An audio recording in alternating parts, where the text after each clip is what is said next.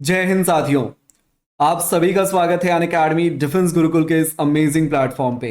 Daily PYQ and MCQ session के पहले सवाल के साथ मैं हाजिर हूं आप सभी के साथ। तो यार पहला सवाल है, who was the first women prime minister of UNGA यानी यूनाइटेड नेशन जनरल असेंबली की पहली महिला प्रेसिडेंट कौन थी? Srimavo Bandaranaike, she was the first female prime minister and she was from Sri Lanka. Indira Gandhi Bharat की पहली महिला प्रधानमंत्री। Vijaya Lakshmi Pandit, yes absolutely right friends, Vijaya Lakshmi Pandit UNGA की पहली महिला प्रेसिडेंट थी। याद रखिएगा ये क्वेश्चन सीडीएस 1 2015 में पूछा जा चुका है। हालांकि अब थोड़ा सा सीडीएस का लेवल बढ़ गया है, बट अभी भी स्टैटिक जीके से सीडीएस में अप्रॉक्स 3 से 4 सवाल जरूर ही आते हैं। भारत की आज़ादी के बाद भारत की जो फॉरेन पॉलिसीज थी उनको सेव करने में विजया लक्ष्मी पंडित को एक बहुत ही महत्वपूर्ण श्रेय जाता है। तो she was a prominent Indian diplomat and a politician renowned for her significant in the role of India's struggle for independence from the British rule. Now the next question on your screen is, who was the first woman to become the prime minister of a country? पहली महिला जो कि prime minister बनी किसी भी देश की। NDA 2 2018 में ये सवाल पूछा गया है। और दोस्तों मैंने आपको लास्ट क्वेश्चन में ही बताया था, श्रीमाभो बंदारानाइके। ये सवाल कई बार एयरफोर्स के एग्जाम में भी पूछा जा चुका है, अग्निवीर वाले में। तो श्रीमाभो बंदारानाइके किसी भी कंट्री की पहली महिला जो कि किसी भी देश में प्रधानमंत्री बनी। एक्चुअली ये श्रीलंका की पहली महिला प्रधानमंत्री बनी थी। ठीक है, याद रखिएगा श्रीमाभो बंदारानाइके जो कि श्रीलंका की रहने वाली हैं। उस टाइम पे श्रीलंका को सीलोन के नाम से जाना जाता था। She is the world's first female prime minister in 1960s। Now let us move to the next question. The battle of Plassey was fought in which year? AFCAT 2 2019 में ये सवाल पूछा गया है दोस्तों। तो बैटल ऑफ पलासी इसके बारे में थोड़ी आइडिया है क्या आप लोगों को? हाँ जी, बैटल ऑफ पलासी के बारे में आप सबने जरूर पढ़ा होगा। तो 1757 में हुआ था battle of Plassey. 23 June 1757 that marked a decisive victory for the British East India Company over the Nawab of Bengal, जहां से फिर ब्रिटिश रूल भारत के अंदर में शुरू होता है। तो 1757 एक निर्णायक टाइम था जब ब्रिटिशर्स ने अपना कब्जा जमाना शुरू किया था भारत के अंदर में। ठीक है, so basically it led the foundation of British rule in India. तो अगर आपके एग्जाम में पूछा जाता है कि ब्रिटिशर्स का जो रूल है वो भारत में कब से शुरू हुआ, तो इट वाज 1757। 64 में क्या बैटल ऑफ बक्सर हुआ था क्या? जल्दी से बताओ वीडियो को पॉज करके कमेंट में। हाँ जी, very good. So the capital of Vijayanagara empire, AFCAT 1 2022 का ये सवाल है, विजयनगर एम्पायर का कैपिटल कहाँ था? दोस्तों आप सबने 50 रुपए का नोट तो देखा ही होगा। तो गेस करो 50 रुपए के नोट पे इनमें से किसकी तस्वीर होती है? ये वाली तस्वीर होती है? बिल्कुल होती है। चलो उस 50 रुपए वाले नोट से मुलाकात करवाता हूँ। यू कैन सी हियर, ये 50 रुपीज का करेंसी नोट है। इसके ऊपर यही हम्पी वाली तस्वीरें हैं। यहाँ पे लिखा भी है हम्पी, है ना, Hampi the chariot, south India में है ना ये। So the capital of Vijayanagar kingdom that was Hampi. उस हिसाब से हमारा ऑप्शन नंबर ए हो जाएगा। याद रखिएगा ये एफकेट में पूछा गया है। ठीक है, now who was the first women to win the Nobel prize? ये क्वेश्चन बहुत ही खतरनाक है दोस्त। Mother Teresa? No. Malala Yousafzai? नहीं, इनको तो 2014 में मिला था। हाँ जी, मैरी क्यूरी को, मैरी क्यूरी सबसे पहली महिला है जिनको नोबेल प्राइज से सम्मानित किया गया था। ठीक है, सबसे पहली बार 1903 में एंड दूसरी बार उनको 1911 में, एक बार फिजिक्स में और एक बार केमिस्ट्री में नोबेल प्राइज मिला। और अभी तक एकमात्र महिला है जिनको नोबेल प्राइज मिला है, एकमात्र महिला है जिनको फिजिक्स या केमिस्ट्री में नोबेल प्राइज मिला है आई गेस।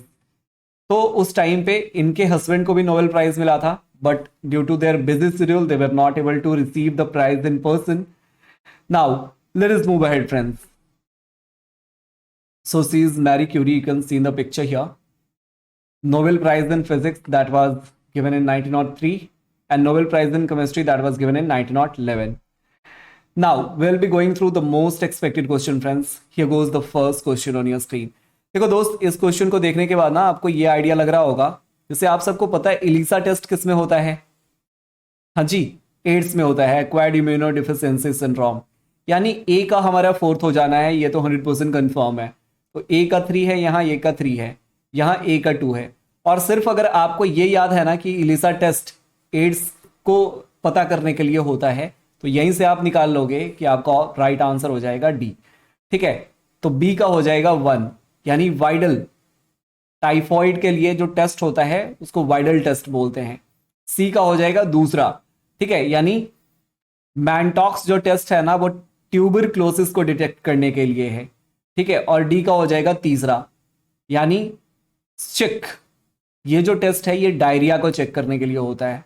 ठीक है, तो this are the test, this are the diseases, उस बीमारी को पता करने के लिए ये सारे टेस्ट करते हैं। Now let us move to the next question on your screen. अगला सवाल भी मैच द फॉलोइंग वाला ही है दोस्त, और इस तरीके के सवाल सीडीएस के एग्जाम में ज्यादा पूछे जाते हैं, सीडीएस और सीएपीएफ में। ठीक है, इवन एनडीए में भी अब ऐसा पैटर्न आने लगा है। यार ये क्वेश्चन तो बहुत ही तगड़ा है। फर्स्ट लिस्ट में है आपके बॉर्डर्स के नाम और सेकंड लिस्ट में है गार्डिंग फोर्सेस के नाम। तो दोस्तों भारत और पाकिस्तान के बीच का जो बॉर्डर है उस बॉर्डर को प्रोटेक्ट करने के लिए है बॉर्डर सिक्योरिटी फोर्स, जिसको हम बीएसएफ बोलते हैं। यानी इंडिया और पाकिस्तान के बीच का जो बॉर्डर इलाका है, जिसको हम रेड क्लिफ लाइन के नाम से भी जानते हैं, सर सिरिल रेडक्लिफ के नाम पे रखा गया है, उसको बीएसएफ गार्ड करती है। वहीं ITBP Indo Tibetan border police जो है, ये चाइना के साथ जो हमारा बॉर्डर इलाका है ना, जिसको हम एलएसी बोलते हैं या मैकमोहन लाइन बोलते हैं, उसकी प्रोटेक्शन करती है। तो चाइना वाला कौन सा हो जाएगा जी? आईटीबीपी, यानी सी का हो जाएगा फर्स्ट वाला। ठीक है, हमारा जो नेपाल के साथ बॉर्डर इलाका है, इसको प्रोटेक्ट करने के लिए कौन सी फोर्सेस है, जल्दी से बताओ। हाँ जी, म्यांमार के साथ तो सबको पता है ना, म्यांमार के साथ कौन सा है? Any idea? नहीं। देखो सशस्त्र सीमा बल जो है ना वो Indo Nepal Indo Bhutan border पे रहती है। ठीक है, तो सशस्त्र सीमा बल हो जाएगी इंडो नेपाल के लिए, और म्यांमार के लिए आसाम राइफल्स। यानी भारत और म्यांमार का जो बॉर्डर इलाका है उसका देखरेख आसाम राइफल्स करती है। तो उस हिसाब से ए का हो जाएगा दूसरा। ठीक है, यहाँ ए का 4 है, ए का 4 है, रिजेक्टेड। ठीक है, बी का हो जाएगा तीसरा। अब देखो बी का तीसरा सिर्फ यहां पे है, ये भी रिजेक्ट हो गया, यानी option C is the absolutely right answer. Now it's time to move to question number 3 friends. Question number 3 which says atomic power station और उनके स्टेट्स। इस क्वेश्चन के अंदर आपको एटॉमिक पावर स्टेशन और उनके स्टेट्स के बारे में बताना है। तो दोस्तों यहाँ पे मेरा एक सवाल है आप लोगों से कि भारत का सबसे पहला यानी भारत का सबसे पुराना न्यूक्लियर पावर प्लांट कौन सा है? आपकी जानकारी के लिए मैं बता दूं, जिसको बोलते हैं TAPS-1 यानी तारापुर एटॉमिक पावर प्लांट। तो ये जो तारापुर एटॉमिक पावर प्लांट है दोस्तों, ये कहाँ पे है, आपको कोई आइडिया है? Basically it's in Maharashtra. ठीक है, नाउ कोटा तो ये राजस्थान में ही हो जाएगा, बहुत ही आसान है। अब यार नॉर्मली 7 न्यूक्लियर पावर प्लांट्स हैं, जिनमें 5 का नाम यहां पे दे रखा है। ठीक है जी, जैसे फर्स्ट वाला है ककरापारा। ककरापारा कहां पे है जी? ये मोटा भाई के यहाँ है, गुजरात में। ककरापारा गुजरात के अंदर में है। ठीक है, नारोरा कहां पे है? Do you have any idea? ये योगी जी के यहाँ पे है। ठीक है, तो योगी जी किधर है? 5th में है। हाँ जी, कालपाक्कम। कालपाक्कम कहां पे है? एनीबॉडी? कालपाक्कम, इसको मद्रास एटॉमिक पावर स्टेशन भी बोलते हैं, ये साउथ में है। काप्राक्कम कहां पे है बाबू? तमिलनाडु में। ठीक है, तो ऑलमोस्ट सारे हो गए ना। इसी तरीके से एक और सवाल देख लेते हैं। So question number 4 says in the context of Indian defence what is Dhruv? Dhruv क्या है? Aircraft carrying warship, missile carrying submarine, advanced light helicopter, intercontinental ballistic missile. तो यार ध्रुव एक एडवांस्ड लाइट हेलीकॉप्टर है, जिसको हम मल्टी रोल में इस्तेमाल करते हैं और जिसका डेवलपमेंट किया है हिंदुस्तान एरोनॉटिक्स लिमिटेड ने। ठीक है, तो बेसिकली हिंदुस्तान एरोनॉटिक्स लिमिटेड ने बनाया है, और ये 2 इंजन वाला हेलीकॉप्टर है, जिसका वजन लगभग 5.5 टन है। ये भारतीय सेना के अंदर में सर्विस में 2002 में आया था। ठीक है, तो यह सिविल और मिलिट्री यूज दोनों के लिए उपलब्ध है। साथियों, आज के सेशन का आखिरी सवाल, 5वां सवाल, which of the following pairs are correctly matched? अब यार देखो, रेड क्लिफ लाइन जो है वो भारत और पाकिस्तान के बीच में है। मैकमोहन लाइन ये भारत और नेपाल के बीच में नहीं है दोस्त, ठीक है, ये भारत और चाइना के बीच में है। किसके साथ है? चाइना के साथ में है। डोरंट लाइन ये अफगानिस्तान और पाकिस्तान के साथ है, तो ये भी गलत हो गया, ठीक है। और भारत और अफगानिस्तान वाला है डोरंट लाइन, तो रेड क्लिफ लाइन यानी ऑप्शन नंबर डी वाला सिर्फ सही है। कुछ इंपॉर्टेंट अपडेट्स जो आप सभी को जान लेने बेहद ही जरूरी हैं, आइए फटाफट से आपको बता देता हूं दोस्तों। अनअकैडमी डिफेंस स्कॉलरशिप टेस्ट यानी यूडीएसटी, बहुत सारे बच्चों ने इनरोल कर लिया है। अगर आपने अभी तक इनरोल नहीं किया तो आप भी फटाफट से इनरोल कर लीजिए, क्योंकि 24 मार्च को दोपहर के 11 बजे से दोपहर के 1 बजे से 2 बजे तक अनअकैडमी डिफेंस स्कॉलरशिप टेस्ट का आयोजन होने जा रहा है। यह टेस्ट बिल्कुल फ्री है एनडीए और सीडीएस के फ्यूचर ऑफिसर्स के लिए। तो अगर आपका भी सपना है एनडीए या सीडीएस एग्जाम को क्रैक करके सेना में ऑफिसर बनने का, तो आप इस स्कॉलरशिप टेस्ट को जरूर दें। आपके अगर फैमिली में कोई ऐसा है जो एनडीए या सीडीएस की तैयारी कर रहा है, तो आप उनके साथ इस वीडियो को जरूर साझा करें और ये लिंक भी भेज दें साथ ही साथ, ताकि वो इनरोल कर ले।